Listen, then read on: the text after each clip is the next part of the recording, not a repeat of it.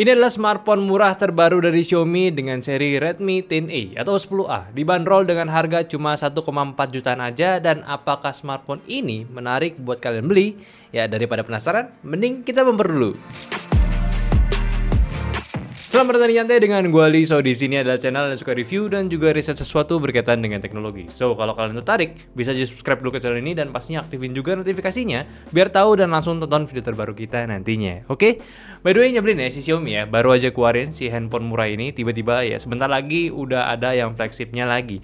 Barang pakai Leica lagi. Ya, tapi ya udahlah. Handphone ini juga sekarang udah ada di studio kita dan kemarin juga udah sempet sama tim Nyantai hadirin hands-on-nya si handphone ini. Cocok buat siapa nih handphone ini? Mari kita breakdown. Tapi seperti biasa kita bahas dulu dari desainnya. Oke, kita bahas ke layarnya dulu. Handphone ini punya ukuran layar di 6,53 inci dengan resolusi di HD Plus ataupun resolusinya di 1600 x 720 pixel. Dan sudah ada sunlight display-nya. Kalau dari desainnya sendiri punya mode dot display untuk kamera depannya, dan ukuran handphone ini sebenarnya cukup besar ya, dan enak juga buat browsing, apalagi buat orang tua yang matanya tuh suka seliweran baca handphone, tinggal besarin aja fontnya, masih aman banget.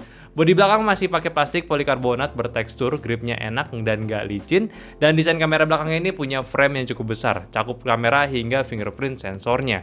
Setup kamera belakang ada dua utamanya itu di 13 megapiksel dan 2 megapiksel depth sensor. Kalau untuk hasilnya, kameranya ini udah oke lah buat di luar ruangan. Sudah beberapa hasil gambarnya pun jelas dan warnanya pun juga oke. Namun untuk di kondisi malam, kamera pada handphone ini cukup haus akan cahaya. Jadi untuk beberapa objek low light memang ya kurang memuaskan. Tapi yang menjadi andalan pada handphone ini sebetulnya adalah pada mode portraitnya yang bisa memberikan efek menarik pada kameranya.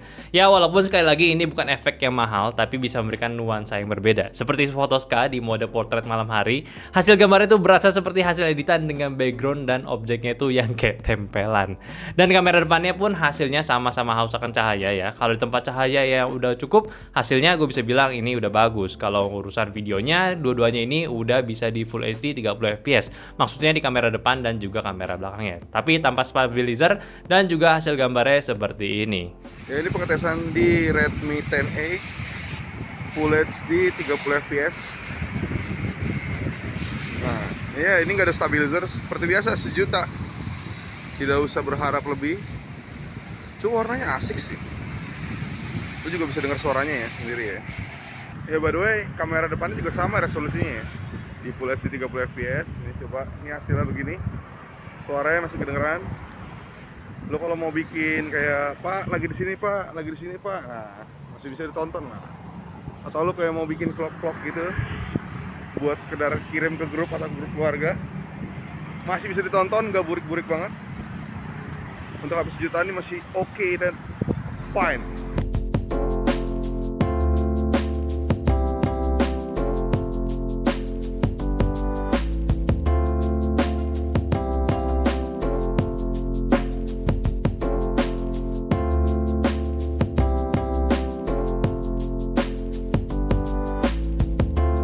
Lanjut ke bagian desainnya lagi, di sisi kanan ada tombol power dan volume, atasnya ada jack audio tanpa IR blaster, sisi kirinya ada SIM tray 2 SIM dan micro SD, dan di bawahnya ada mic-nya dan micro USB dan speaker dengan daya suara yang kencang.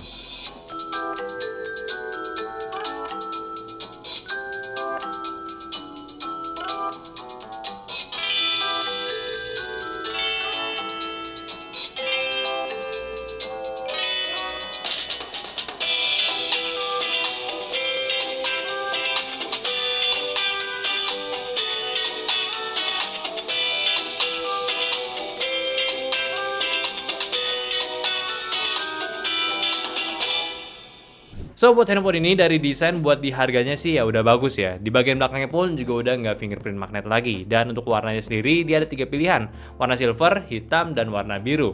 Ya asik lah, bisa dipakai buat di luar juga karena di durabilitasnya pun udah baik. Mereka klaim pun juga udah dites 300 kali jatuh dari atas meja ya. Dan tombol power sama konektornya juga aman, jadi nggak udah tahan banting lah si handphonenya. Kalau ngomongin soal performa handphone, si Redmi 10A ini sudah ditenagai dengan MediaTek Helio G25. CPU entry level yang sepertinya sekelas dengan P22, cuma si G25 ini tergolong CPU lebih baru dengan dari si P22 ya. Dengan performa CPU-nya lebih oke. Jadi apakah bisa dipakai nih buat seharian dan juga gaming? Ya, nanti bakalan kalian tahu.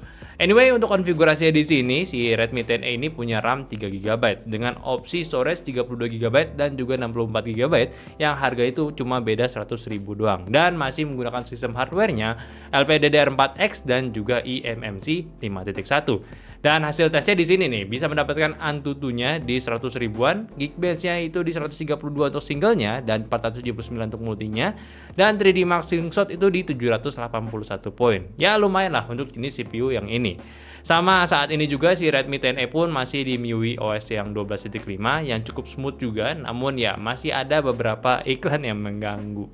Kalau dipakai multitasking juga masih terasa cepat ya untuk loading antar apps-nya, tapi ya mulai agak sedikit berat kalau udah mulai banyak apps yang berjalan seperti Spotify aja udah perlu nunggu sedikit lebih lama dari biasanya. Namun kalau main game handphone maksud gue ya, ini masih ditujukan ke game-game ringan aja sih. Kalau Mobile Legends sebetulnya bisa di settingan low-nya, namun agak kurang lancar ketika saat momen ramenya.